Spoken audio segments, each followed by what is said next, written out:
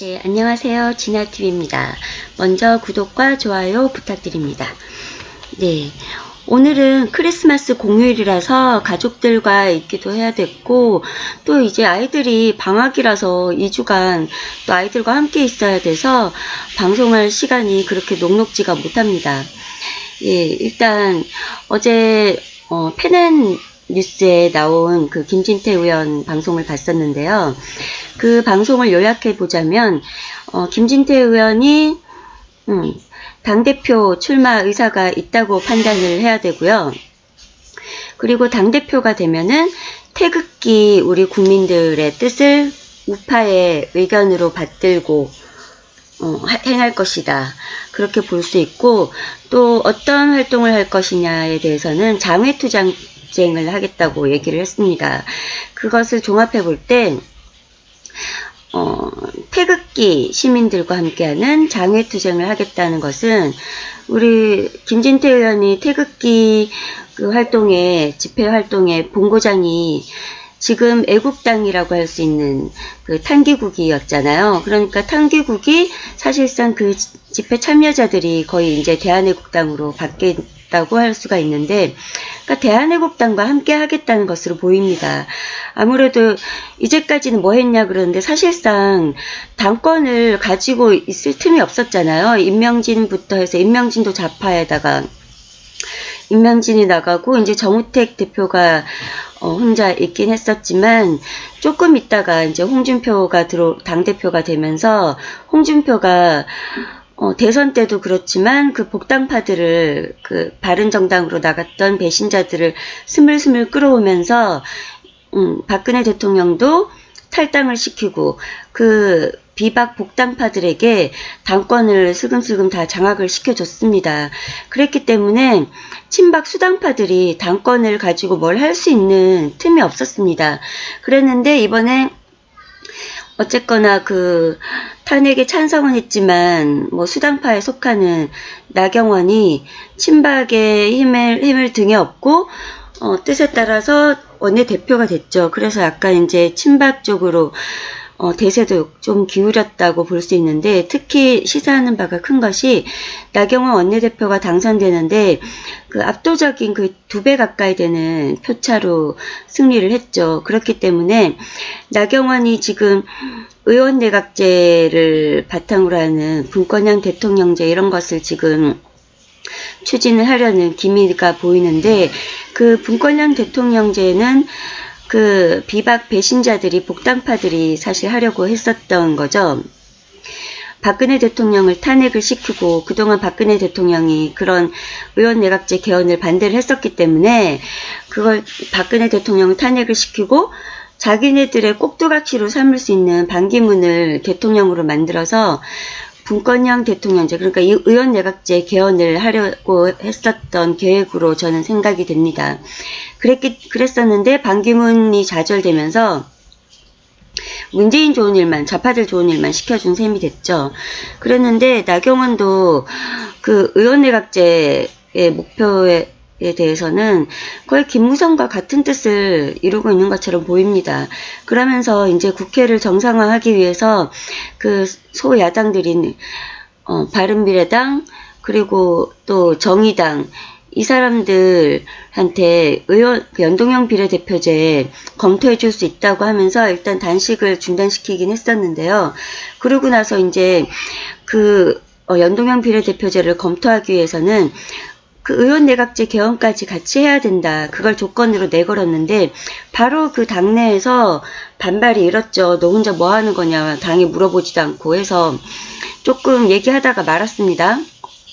일단 뭐 국회가 정상화돼야 뭘 하는 거니까 미리 꺼냈다가 괜히 뭐 찬반 여론만 불거져 봤자 자기네들한테 손해고, 또 자기가 어쨌거나 친박을 수당파들을 등에 업고 된 이상 만약에 자기가 그 복당파들 비박들 계획대로 의원내각제를 너무 밀고 나가게 되면 자기 지지 기반 세력인 그 수당파한테 또 보이콧당할 위기도 있기 때문에 일단은 지금 그걸 시사화하고 있지는 않고 있는 상황입니다. 그런데다가 그래도 제가 저번에 그 나경원 원내대표 되면서 그 당선 사정과 향후 추이 이런 것을 있어서 얘기를 했듯이 어쨌거나 나경원의 지금 하고 있는 그 모습 같은 경우에는 김성태나 홍준표가 보여왔던 막말 정치, 가부장적인 꼰대 정치, 그런 나쁜 이미지에서 그 젊은이들과 중도층에서 부정적으로 비춰졌던 그런 정치 행태에서는 조금 세련되게 바뀌긴 했죠. 어쨌거나 정치 잘 모르는 젊은 층이나 중도에서 볼 때는 많이 세련돼지고 점잖아졌습니다. 그런 면에서는 긍정적인 작용이 있고요. 근데 나경원이 최소한 자기 야욕만 안 드러내고 그냥 평범하게 문재인에 대해서 반대하는 투쟁 정도만 하는 것도 나쁘지는 않다고 생각을 합니다. 뭐 그렇다고 해서 그 나경원의 한계는 우리 태극기 국민들과 소통을 할 수 없다는 한계가 있죠. 그렇기 때문에 그래도 그나마 같이 러닝메이트를 했던 정용기 의원 같은 경우에는 어느 정도 그래도 친박계라고 할 수가 있기 때문에 노력만 한다면 태극기 세력과 합칠 수 있는 여지가 있습니다. 그렇기 때문에 이제 당대표까지 우리 친박 수당파가 된다면 더 태극기 우리 지지 세력과 연대를 할 수 있고 2대 나경원 대 정용기, 김진태 이렇게 해서 2대1이 된다면 나경원 하나쯤은 누를 수도 있는 거죠. 그리고 또 나경원의 지지 기반이 친박 수당파이기 때문에 거기에 따라갈 수밖에 없는 겁니다. 그렇기 때문에 일단 친박 수당파가 그 당권을 장악하기 위해 비집고 들어가는 기선제압에는 일단 어느 정도 성공을 했다는 점에서 긍정적으로 볼 수 있다고 저는 생각을 했었고요. 그래서 제 예상대로 김진태 의원이 당대표가 된다면 대놓고 다른 타당과 뭘 하겠다 이렇게 얘기를 지금 할 수는 없는 상황이지만 장외투쟁을 하겠다. 태극기 우파 세력의 뜻을 지지 기반으로 삼겠다 이런 것으로 볼 때 애국당하고 연대할 가능성이 높다고 생각을 합니다. 그것이 또 김진태 의원의 지지 기반 세력도 태극기 세력이었기 때문에 일부 조원진이냐 김진태냐 해서 조원진 대표를 지지하면서 김진태 의원에 대해서 또 실망을 한 그런 분들도 있겠지만 그런 분들도 조원진과 김진태가 같이 한 노선으로 간다면 공통으로 지지해 줄 수 있는 기반 세력이 될 수 있다는 겁니다. 그러니까 또 그것을 또 우려한 비박 복당파 이 사람들이 김진태 의원 공격에 나섰죠.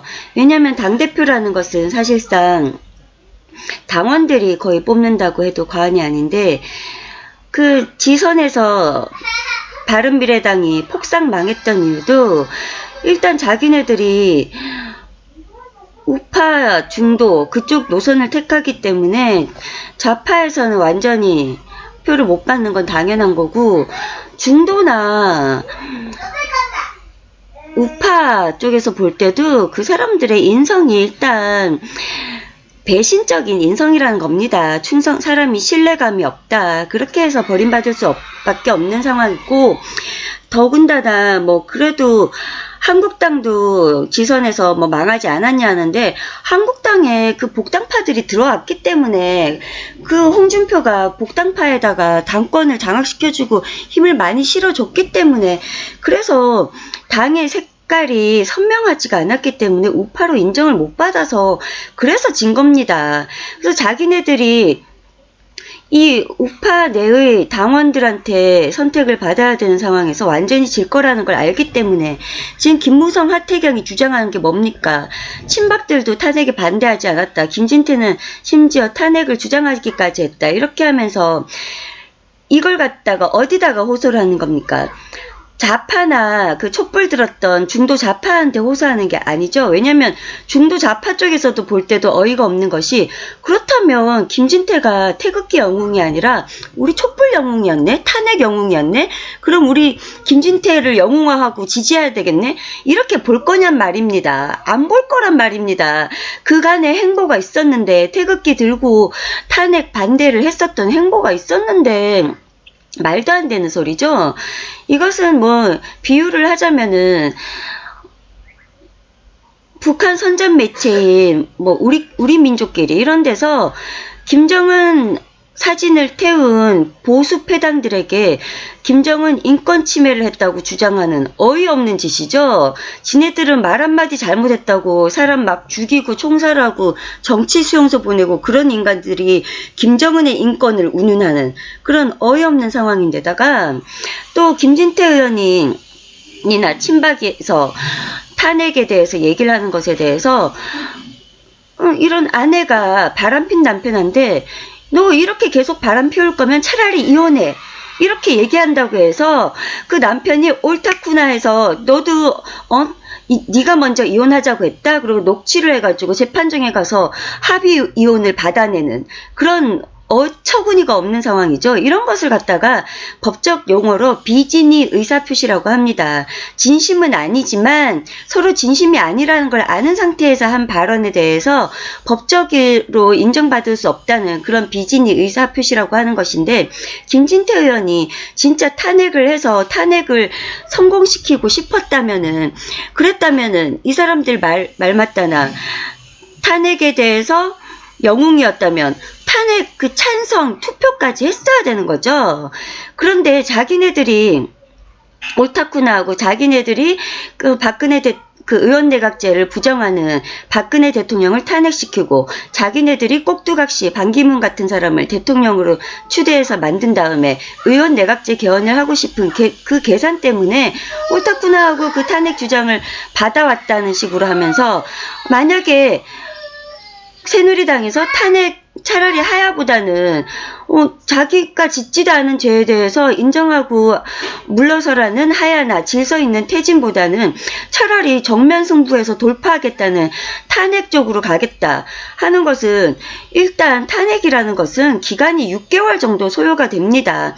어떤 평론가들은 너무 이게 지금 알아봐야 될 사항이, 조사해야 될 게 많기 때문에 6개월 이상 걸릴 수도 있다, 이렇게 봤기 때문에 거기서부터 6개월이 걸리면은 6, 7월이 되고, 거기서 이제 또 40일 내에 선거를 발표해야 되기 때문에 또 한 달 걸리고 8월이 되고, 그리고 또 그 선거 기간이 60일인가요? 뭐 그런 식으로 또 한 두어 달이 되고 하면 10월이 되고 하면 거의 그 정식적인 대선 기간에 그 맞춰진다는 겁니다. 그래서 탄핵으로 인해서 얻는 이익이, 기간적 이익이 없기 때문에 그것을 그때 현재 야당들이 받겠냐, 그런 무리수를 두고 힘들게, 만약에 그 탄핵 과정에서 탄핵에 대해서 박근혜 대통령이 죄가 없다는 것이 드러나 버리면은 오히려 앞으로 다가오는 대선에서도 오히려 야당들이 불리해 줄 수 있는 상황이 오는 그런 도박을 하겠냐는 것입니다.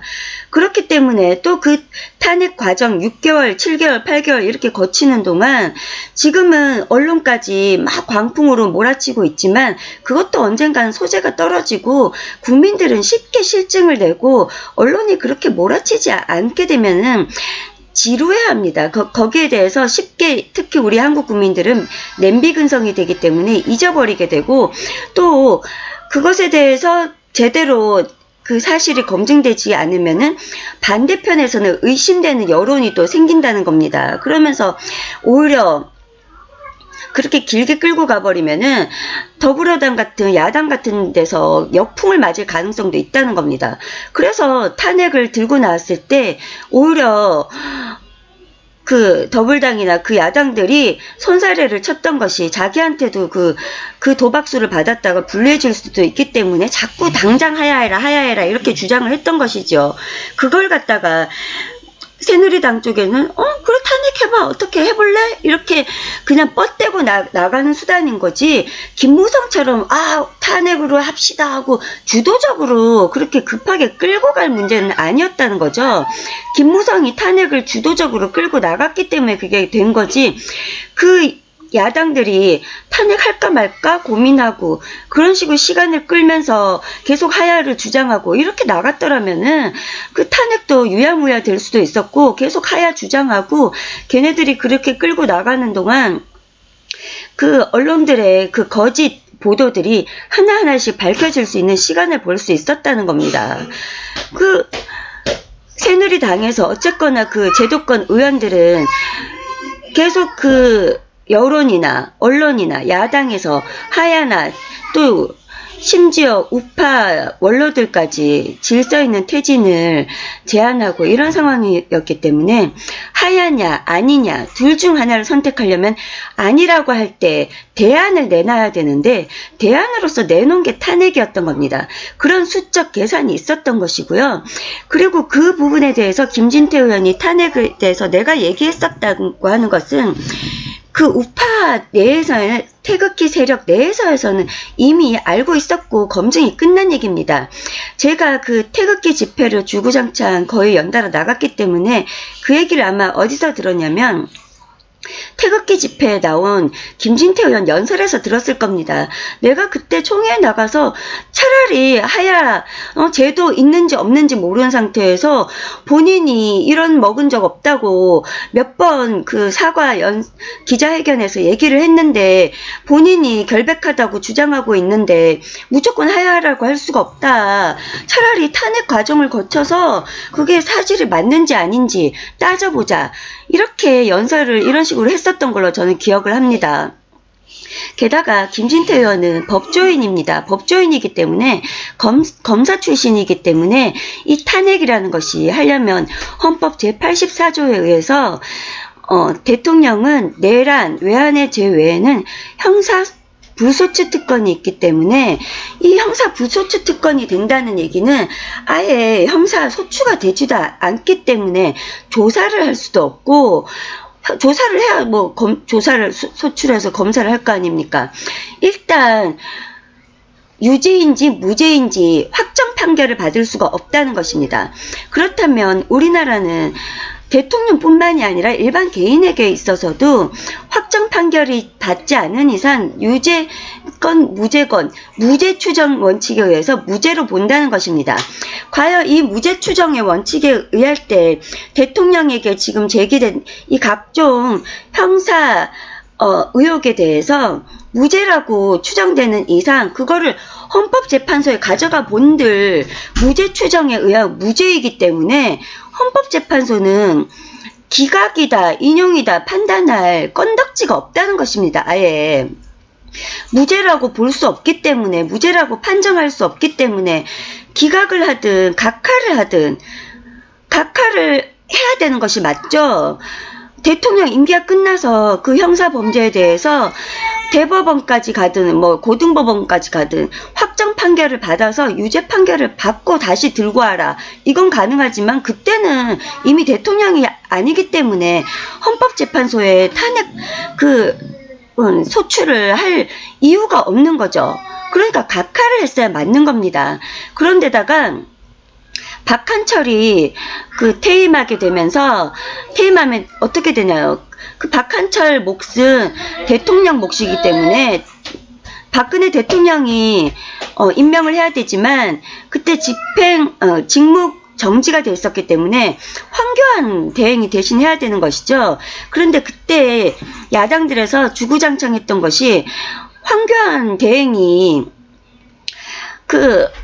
헌법재판소 소장을 임명할 수가 없다. 왜냐하면 권한대행이라는 것은 관리의 권한만 있지 어떤 임명이라든가 그런 적극적인 결정 권한을 가질 수가 없다. 이걸 주구장창 주장을 해서 황교안이 대행이 임명을 할 수 없게끔 계속 압박을 가했습니다.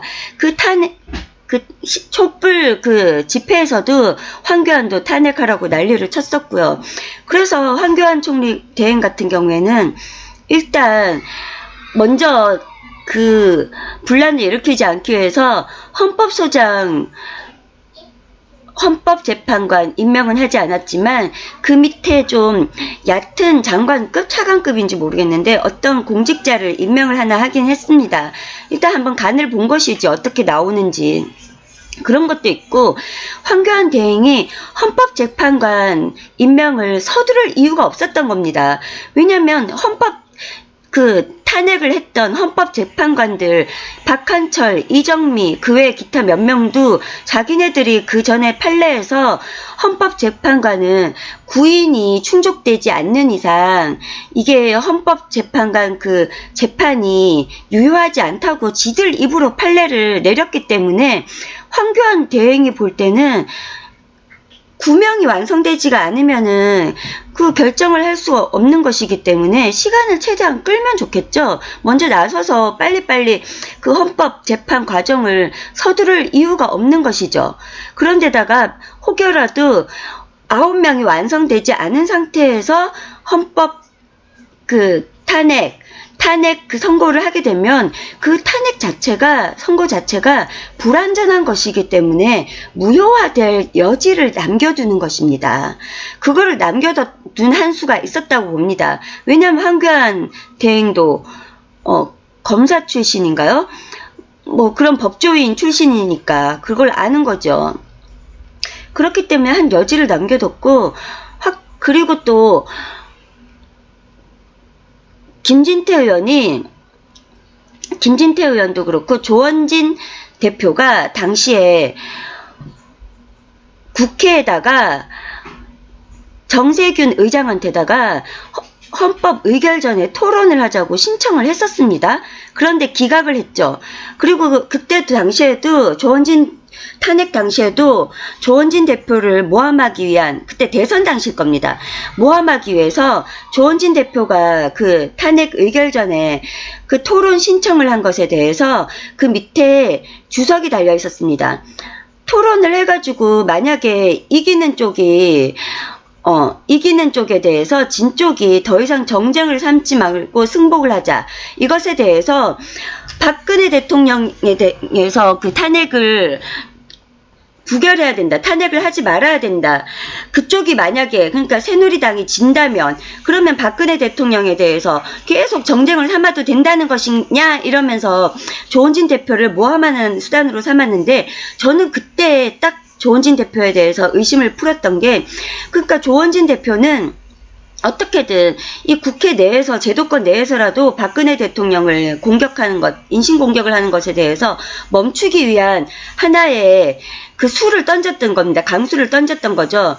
왜냐하면 이 사람들이 지금 박근혜 대통령을 모함하는 이것들이 다 소문이지 증거가 하나도 없다는 겁니다. 증거가 없고, 그래서 토론에서 이기게 되면은 더 이상 정쟁을 국회에서 삼지 못하게 되면 언론에서도 계속 그걸 갖다가 몰아가기가 쉽지가 않죠. 왜냐하면 국회의원들이 얘기를 안 하기로 했기 때문에, 국회에서 나오는 얘기가 없으면은 언론이 계속 몰아가기도 어렵기 때문에 여기서 정쟁을 멈추자 하기 위해서 조원진 대표가 되게 순수합니다. 그 김진태 의원도 순수하긴 하지만, 정의의 편에 서서 활동을 하긴 하지만, 김진태 의원이 조금 현실적 고려를 한다면 조원진 대표는 정의의 편에 서서 활동하는 것이 맞고, 정의는 반드시 이긴다, 반드시 이겨야 한다, 이런 결기가 있달까요? 그런 차원에서 그런 토론 제시하는 제안서에서, 신청서에다가 우리가 토론해서 이기는 쪽에, 진 쪽에 승복하자, 이런 조건을 걸었던 것으로 보입니다. 그리고 요번에 친박들이 나와서 신당을 창당해서 우리가 힘을 합쳐서 싸우자, 이것도 순수한 의도로, 그게 정의에 부합하죠. 그렇게 해서 꼭 이기자는 순수한 결기로 보입니다. 사실 그것이 맞기는 합니다. 현실적 고려를 좀 언론이 이렇게 기울어진 마당을 떠난다면요. 근데 언론들이 지들이 탄핵 공범이기 때문에 박근혜 대통령에 대해서 누명을 전혀 안 풀어주려고 합니다. TV조선마저도요. 그런 어려움이 있기 때문에 우리가 그래도 한국당을 내버리면은 그 비반 배신자들이 거의 좌파들과 한몸처럼 그 탄핵 연대를 이뤘기 때문에 거의 좌파당으로 가버릴 수 있기 때문에 위험한 요소가 있다는 것입니다. 제 말은. 그렇기 때문에 조원진 대표가 정세균 의장에게 탄핵 의결 전에 토론을 하자고 제의를 했었습니다. 그랬는데 이정미가 탄핵 선고할 때 뭐라고 했냐면요. 김평우 변호사가 이 탄핵 의결 과정도 부당하다. 왜냐하면 탄핵 의결 전에 국회에서 토론 한번 이루어진 적이 없다는 것에 대해서 어떤 국회의원도 탄핵 토론 의결 전에 토론을 하자고 신청한 사람이 없었기 때문에 그것은 국회의장의 잘못이 아니고 국회의원들의 잘못이다. 이런 논조로 얘기를 했거든요. 탄핵 선고 그 방송에서요. 그런데 조원진 대표가 탄핵 의결 전에 토론 신청서를 냈는데 그 국회의장 그 정세균이 묵살을 한 거죠. 그러니까 이정미가 한 탄핵 선고 그 자체는 사실적 오류, 하자가 있는 잘못된 탄핵 선고 판결이었던 것입니다. 그 외에도 KD 코퍼레이션에 대해서도 검찰이 냈던 공소장 그 안에서도 하자가 많았습니다. 그랬는데 심지어 이 이정미는 그 공소장에 있는 내용마저도 잘못 얘기를 해가지고 인식을 해가지고 그 탄핵 선고할 때 얘기를 했었습니다. 그런 법률적 하자 외에 사실적 하자도 많은 그런 탄핵 선고였고 또 무죄 추정의 원칙상 그 박근혜 대통령에게 걸렸던 뭐 뇌물이나 직권남용, 뭐 기업에 대한 사적 자치 침해 이런 것들이 다 사실로 판결에 의해서 확정되어지지 않았기 때문에 유죄가 아니죠. 그 무죄인 상태에서 무죄를 갖다가 탄핵으로 인정한 거기 때문에 형사소추가 되지 않기 때문에 헌법 제84조상 뭐 우리 무식한 국민들은 그러죠. 대통령도 법 앞에 평등하다 그러는데 평등하지 않습니다. 대통령은 법 앞에 특별합니다. 헌법 제84조에 대통령 불소추 특권이라고 있기 때문에 대통령은 법 앞에 평등하지 않고 오히려 그 대통령 불소추 특권에 의한 그 법에 따르다면 평등한 것은 맞습니다. 적법하게 특권이 인정되는 그 평등은 맞는 거죠. 그렇게 해서 지금 그 조원진 대표나 김진태 의원 이 두 분만이 진실하고 앞에 나와서 투쟁을 해줬던 사람입니다. 그런데 각자의 취향에 따라서 판단에 따라서 이 앞에 나서서 온몸에 돌 맞아가면서 박근혜 대통령 앞에 나서서 이렇게 싸워준 김진태 의원과 조원진 대표를 모함하고 비난하는 사람들은 나가 죽으십시오. 그냥 전 정말 그렇게 얘기하고 싶습니다. 촛불 좀비들보다 더 못한 사람들이 그 탄핵 광풍에 맞서서 온몸으로 나와서 싸워줬던 김진태 의원과 조원진 대표를 모함하는 사람들입니다. 왜 촛불 좀비들보다 못하냐면 그 촛불 좀비들은 그 언론 선동에 의해서 속았기 때문에 사실을 모르기 때문에 했던 것이지 그 안다고 하는 그 탄핵이 엉터리라는 것을 진실을 안다고 하는 우파 태극기 국민들이라고 하는 사람들이 앞에 나서서 이렇게 싸워주는 사람들을 모함하고 있으니까 더 나쁜 사람들이라는 겁니다. 이것을 보시는 제 방송을 보시는 구독자분들 중에 그런 분들 계실지 모르겠는데 제 말이 기분 나쁘다면 구독 끊고 나가십시오. 그런 사람들은 정말 반성하지 않는 한 인간으로서 저는 가치가 없다고 생각합니다. 저도 한때 조원진 대표가 친중 논란에 휩싸이고 그리고 태극기 그 초창기 멤버들이 다 나갔던 점에 대해서 일말에 그냥 근거 없는 의심을 가지고 페이스북이라든가 댓글 같은 데서 좀 나쁘게 얘기를 했었습니다. 의심하는 글을. 정말 반성하고 사과를 합니다. 조원진 대표께 사과를 드리고요. 그리고 앞으로도 우리 국민들이 있는 사실을 가지고 판단을 해야 되는 거지? 어떤 사람이 제 댓글에도 썼더라고요. 당당하게 조원진 대표가 뭐 중국을 위한 게 없었다고 여기 있었잖아. 친중 경제 협력 포럼 했잖아. 그러면서 경북도민일보에 나왔어. 그래서 찾아봤습니다. 그거 찾아보니까 2016년도 6월 달이더라고요. 그래서 제가 얘기를 했잖아요. 사드 배치 발표 전이냐 후냐를 봐야 된다고. 그 경북도민신문에 나온 그 중국 경제 협력 포럼, 그때는 친박 비박할 거 없이 다른 의원들도 다 이렇게 참여를 했었습니다. 그때는 박근혜 대통령의 경제 노선도 친중 협력이었기 때문에 그 노선에 따랐고, 왜 그러면은 그런 걸, 그 사람도 그렇죠. 왜 조원진 대표만 친중이라고 합니까? 거기 참여했던 친박 중에 이완영 의원이라든가 박대출, 그리고 비박 중에는 황영철, 다 친중이라고 해야죠. 그 사람들한테는 왜 친중이라고 안 합니까? 편의상 조원진 대표를 모함하기 위해서 친중이라고 하는 거 아닙니까? 그 전에는 사드 발표 이전에 모든 우리 새누리당 의원들도 친중 경제 협력이 그게 당의 기조였기 때문에 그렇게 했으면 다 같이 친중이라고 해야지. 왜 조원진 대표한테만 합니까? 그리고 원희룡이 지금 중국의 제주도에 중국 영리 투자병원 그거 해주고 있는데 원희룡한테 친중이라고 왜 공격 안 합니까? 지금 중국의 어마어마한 이익을 위해서 지금 허가를 해줬는데 원희룡이 하는 말이 중국과 투자자들과의 약속이라고 합니다. 약속이라고 하는데 이전 같았으면은 사이가 좋을 때 같았으면 약속 지켜도 됩니다. 하지만 사드 배치 이후에 어땠습니까? 중국은 롯데, 삼성 기업들 막 탄압하면서 사드 보복했었죠. 그쪽에서 그렇게 사드 보복 나오면 우리도 사드 보복에 대한 보복으로 그 중국 투자자들과의 약속 안 지켜도 되는 겁니다. 충분히 명분이 있는 겁니다. 그런 식으로 사안별로 팩트를 가지고 근거를 가지고 생각을 해야지, 속 없는 사람들처럼 나보다 좀 무슨 똑똑해 보이는 사람들이라고 해서 그 사람 말 다 듣고 나보다 별거 없는 아줌마 말이라고 해서 안 듣습니까? 제가 아줌마든 뭐 박사든 뭐라고 해서 이 사람을 보라는 것이 아닙니다. 제가 하는 말에 그 바탕을 한 근거와 사실의 힘을 보라는 겁니다. 저기 달을 봐라고 하는 강아지 보고 달을 봐 하면 강아지는 어쩝니까? 달을 안 보고 이 손가락을 쳐다봅니다. 왜냐? 사람의 말귀를 못 알아듣기 때문이죠. 사람의 말귀를 못 알아듣고 그냥 이 손가락밖에 못 보는, 자기한테 밥을 줄 손가락밖에 못 보는 그런 개돼지같이 우리가 생각을 해서는 안 된다는 겁니다. 너무 길어졌으니까 여기까지만 하겠습니다. 감사합니다.